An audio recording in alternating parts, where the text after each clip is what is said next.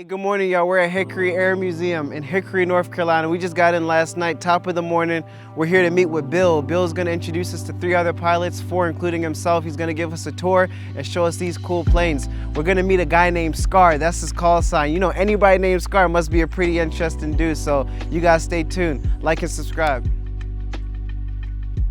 All right, good morning, guys. We're here with Bill Baker. Thank you. Welcome. Thank you for having us. We're here at the Hickory Air and Space Museum. We just want to ask you a few questions and start with your background, please. Okay. Retired Navy. I flew P-3 Orions during my active duty time, 20 years active in reserve. Retired into the area and became a volunteer at the museum in 2017 when we acquired the P-3. I didn't know this place existed until I found out there was a P-3 coming in, so I said, well, I have to go see what it is. And they said, congratulations, you're our newest volunteer. Oh, and I joined the museum, and with the help of all the volunteers, we got it prepared. And actually yesterday was the 6-year anniversary of opening the aircraft to the public. Oh, congratulations. We'd like to thank you for your service. Thank you. I appreciate that. And you mind telling us about this P-3 Orion? P-3 Orion is the Navy's anti-submarine warfare aircraft. It is land-based because of the size.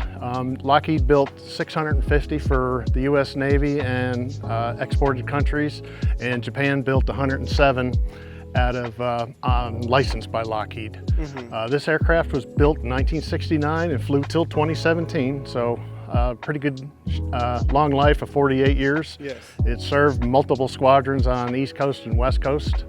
So main mission, anti-submarine warfare.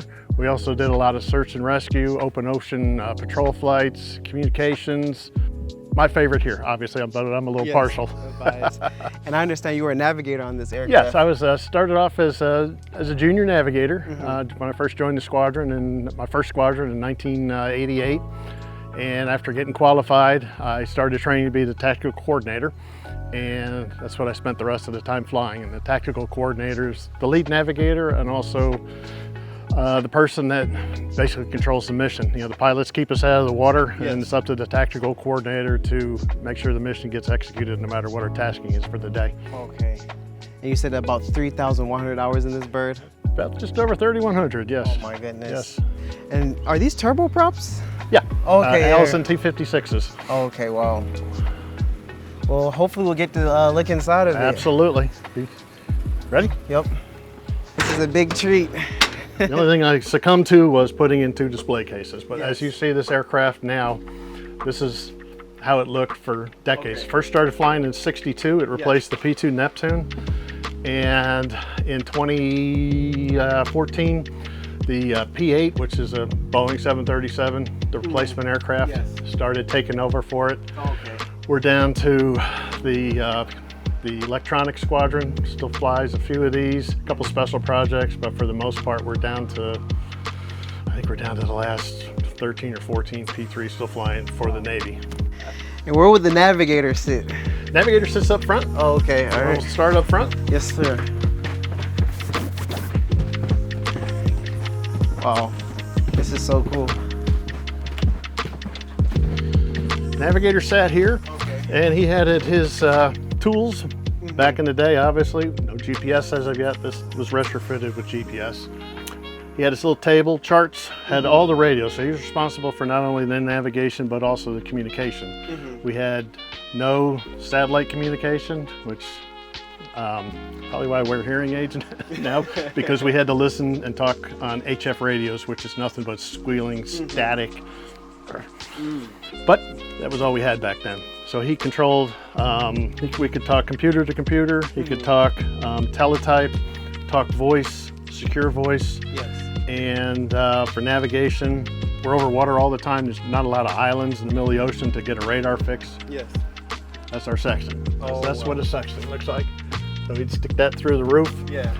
The books behind the seat, that computation form on my clipboard all had to be filled out, and that's easily said how celestial navigation is done.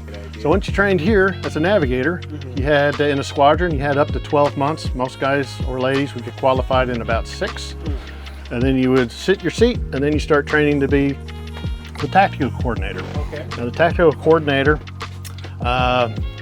gets the mission, plans the mission, briefs the mission to the crew, usually, executes the mission, and telling everybody what to do. Everybody tells him what he's doing, comes up with the tactics. Everything is depicted on the scope.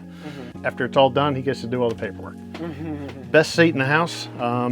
The P-8 is laid out differently. All these seats that we've walked past are all on a rail now, and they all face just the bulkhead. So there's these two seats are everybody sits side by side, and some say it's good for ergonomics. Now, I can just talk to you because now you're right next to me. Yes. But I found that when you fly with a crew for a while, and because you probably spend more time in the P-3 squadron back in the day with your crew than you did your family.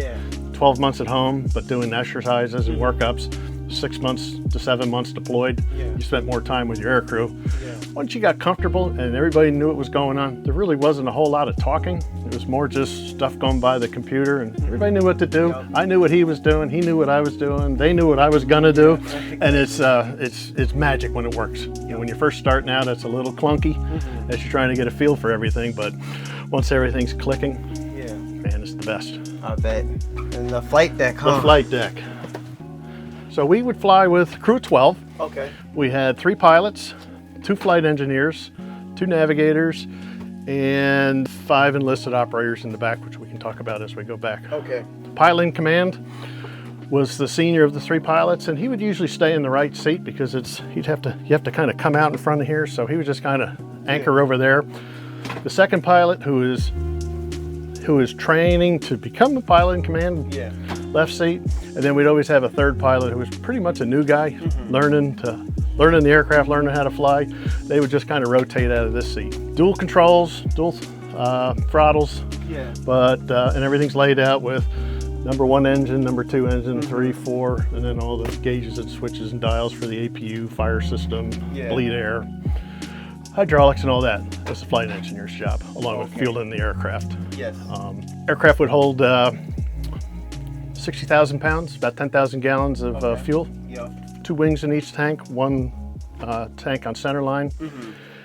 He would work with the navigator in flight, tracking fuel flow to make sure that, okay, well, our home base, so say if we're on deployment in Japan, is socked in, we can't get back there. Between him and the navigator, we had to know, they would work out how much fuel, where's our alternates, let's plan this out. And his most important job before a flight, coffee maker. Average mission, 8 to 10 hours, sometimes 12. I've been on twice, 2 14+ hour flights, no in-flight refueling. So when we take off, first thing you're thinking about is how am I going to save fuel? We transit on 4 engines. As soon as we get to our work area, we shut down the outboard engine on this side, number 1. And if we're like on just a lazy patrol flight, we will shut down number 4 and fly on 2 engines. This is so cool. And these are like the original seats. They look pretty comfy because you guys stay up for a long time, so I think they'd try to make them. I did an exchange tour and flew with the Royal Australian Air Force for 3 years in P3s, and they had big, thick sheepskin seat covers. May you'll snuggle in that. If you're lucky, you get a plane that has good air conditioning, and you can keep it nice and cold, so the seats would keep you nice and warm. And as we walk backwards, again, all these cabinets, as you see on your left and right, are electronics. Your seat here on your left is our radar operator. Okay, wow. He does 4 jobs. He's got the radar screen, the black TV screen in the middle. We have a FLIR camera that drops out of the nose. It's that white bulbous thing in the picture. Basically looks like R2-D2 from Star Wars hanging upside down. And he rotates around. He can take video and photos, look at infrared sources. The rectangle box with all the black buttons around it, vertical, that's our for ESM, or electronic emissions detection. He manages that. It's hard to see with the glare, but over on the corner pod over here, there's a scrolling piece of paper with a pen in the middle, and that's our magnetic anomaly detector. When we walked up, we've got the pointy end of the aircraft that sticks over the parking lot. And what that does is it detects changes in the Earth's magnetic field. So what changes the Earth's magnetic field? Something maybe underwater, transiting the area, big and metal, like a submarine. So we use this in conjunction with our sonar buoys, which I'll talk about here in a second. And as we fly down a couple 100 feet, we fly over something large and metallic. That pen will go pop, pop, pop, pop, pop, pop, pop. So right where that happened, I know there's something down there, and that's what we need to chase. So we need to find. Well, this aircraft has no means of defending itself, does it? Not really. Oh, okay. So it's kind of out there. That must be yeah, I flew in Desert Storm. Yeah. And we had a chaff pod and a flare pod, which I wasn't even convinced was hooked up. It was there, but I really don't think it did anything. Yeah. But when you have air superiority and you've got a bunch of pointy nose guys that are bored, you know you got protection. Very, very rarely in the Persian Gulf did we get tasked to go down low. But I always was not happy when they told us to go check out oil rigs. It's like, you really want us to? I mean, there's a lot faster guys that can whiz by there, but we'll do what you told us, and we had support from our fighters, and that was really our main choice. As far as weapons carry, we don't carry any air-to-air stuff, but all our stuff is air-to-surface. Torpedoes, rockets, mines, and just general purpose type bombs. Just to show you how non-compact things are, this rack, and the rack behind you is our main computer. Which, you know, it's probably got the same computing power as your iPhone. But, but that's the whole, took all three of these units hooked up, working together to run the central. Keeping it cool. For this stuff back here. Now these two guys that got to sit sideways on the middle of the aircraft, so they caught all the lefts and rights and ups and downs. This is our sensor 1 and 2 station. Their goal was to exploit the information coming from our sonobuoys, and I'll talk about sonobuoys in a minute. This looks kind of old and antique, but this is what, when I joined my first squadron in '88, this was a system that was in use, still being used in the planes that are flying today. So it looks antique, but in the hands of two good operators that know what they're doing, that work well together, put it up against anything. All right, as we move back, I talked about sonobuoys. Now, our main tool for tracking submarines is the use of a sonobuoy. And this is a cutaway version of what one looks like. They come in these, they're loaded up in these plastic cases. They're inside these. We can carry 36 in this rack, 48 outside the aircraft. The 48 outside the aircraft are preset for life, depth, and channel. I can't touch them after we take off. These I can set just before they go out of the airplane. So I tell the ordnanceman I want to drop sonobuoy channel 2 for 1 hour, and I want it to go 90 feet. So he would set it with these push buttons, which are right here, and he would set the life, depth, and channel.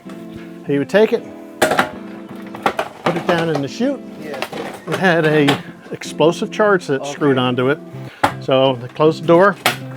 This firing pin, once the buoy was selected to go, would pierce the explosive charge, which blows this section out. This stays in the aircraft, and we take these back and they're disposed of. Either the submarine doesn't care and we track them, or if they really care, they're gonna go. And now we've got to be prepared and ready to go after a target that's flying. Literally under the water, maneuvering up and down, left and right. And you know, like during our training with our U.S. submarines, that's how we get good. It's the more evil they are, the more that makes us, that's better for us. You know, we may have a bad day, or we may have a good day, but we've seen something, we've learned something. Every flight we do, whether it's training or operational, is a training flight. We're always graded. We fly every flight, we get a grade. Everybody debriefs with the specific authority where we work out of. And of course, you always want to do good, but there's times where sometimes it doesn't always happen that way. Go ahead. I was going to say, that's for when you take a swim in the cold, or? That's our anti-exposure suit.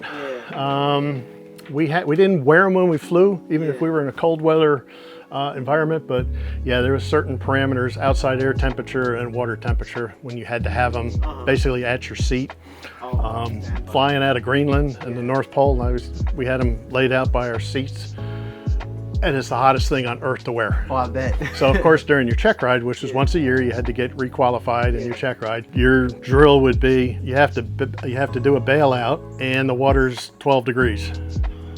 Okay, so bailing out means I got my life preserver vest on, I gotta put this on, I gotta put my parachute on over that, my gloves, my helmet. There's some jobs at each station that everybody has to do.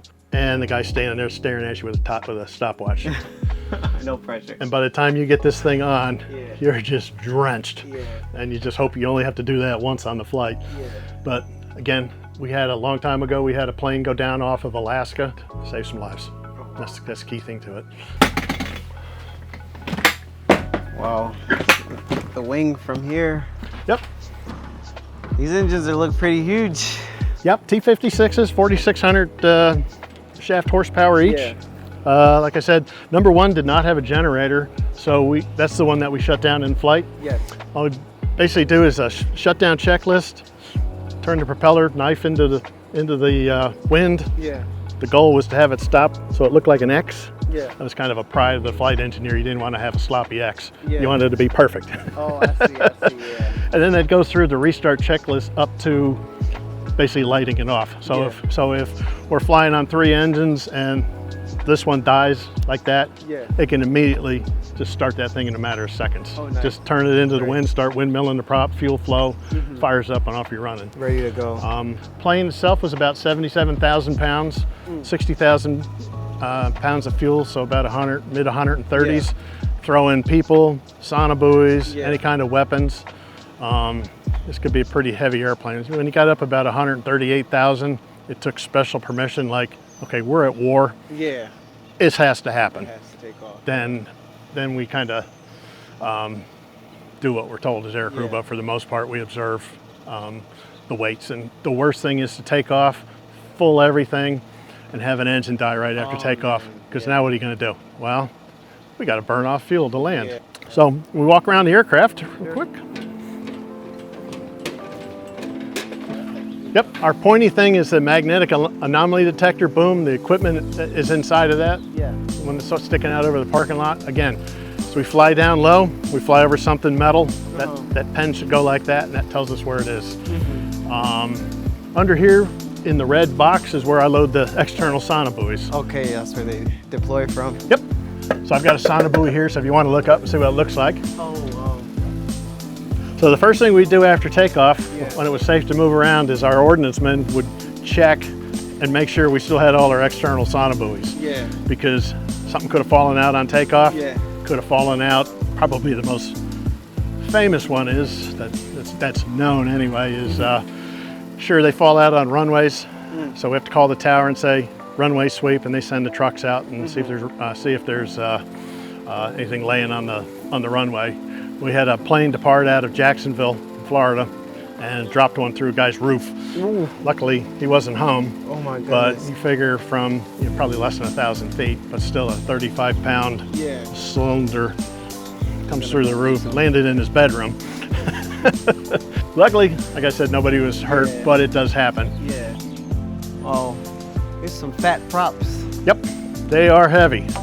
I tried to lift just the propeller blade, Yeah. and then no, it's not happening. Wow. It's not happening. It's, I don't know how many, 300-400 pounds each. Oh my goodness. Yeah, they're very heavy. We talked about it. Bombay is this hingy, opens up. Yeah. It opens up pretty quick, but it closes darn quick. And this was always one of probably the most scariest area. I tell you, you wouldn't have time to react if you're standing in there and those doors close. I mean, it's literally that fast. You're gonna have a bad day. We carry, if we're going on deployment or anywhere, we have a luggage rack we could put in there and store stuff in there. It kind of helps with weight and balance because we don't want all the weight on the tail. But anytime we're doing torpedo loads, torpedoes have to go into Bombay because it's heated. Torpedoes can't ride on the wings. Only the bombs and missiles can ride on the wings. Got 2 radars. We got an aft radar that's back in the tail, main nose radar. And this is where that TV camera I talked about, the URGE camera for FLIR, drops out of there. The up in the back was where it's like almost a regular car battery, and that's what we'd plug in to get the APU lid off. Yeah. And this is the evil exhaust I was telling you about. This only opens about that far. Oh wow. And so the air's going up and over, but the shrieking, I can't explain how bad it is. And if you throw in where I was at NAS Moffett Field, maybe 30 of these with APUs running, you don't know where the sound's coming from, so you don't know if you're walking by, like I said, again, with a ball cap or something loose, you may get sucked off, and now you've closed off an APU. Yeah. We refuel from underneath this wing. There's a panel that drops down and hook a hose up.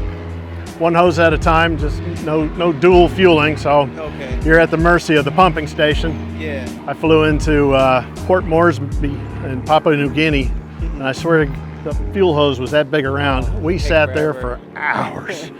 After a 12-hour flight or 10-hour flight, it took another 3 or 4 hours to fuel. Wow.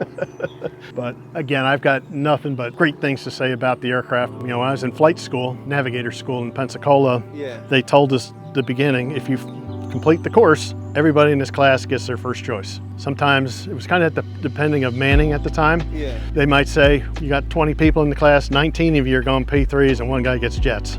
So the number one guy, grade-wise, would get what he wanted. I sat in the back of a TA-4J Skyhawk, like this, and I went, I'm not going jets, so what's next? P3? I'll give it a shot. I didn't know anything about it. And so I finished my training in Pensacola, went off to Sacramento, California, and we finished the nav school, and then I ended up in my first squadron down in the Bay Area, down in San Francisco, and it was a good choice. Yeah, I have no regrets over the choice. Nice. It sounds like you had a great time with the crew. Got to see the world. Yeah. Good people, still in touch. I've had some of my original air crew from the 80s come visit here just to see the plane and to hang out. I hadn't seen them in 30 plus years.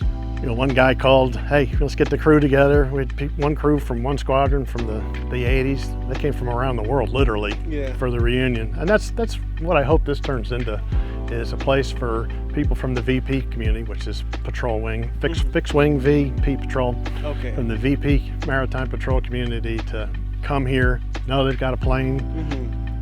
We'll host anybody. If you want to have a crew reunion, squadron reunion, whatever, we'll work with you. And I just want to turn this into, you're welcome to come to Hickory and hang out in your airplane. I mean, you want to eat lunch on the airplane? I do. We'll hook you up. You know, our community is just massive, and it's just great to welcome people here. Well, we thank you for your service again, and we thank you for you taking care of these planes and educating people like me who knew nothing about it. I learned a lot here. I appreciate you, sir. Thank you. Appreciate you. Thanks for coming. Thank you. All right, off to the next plane.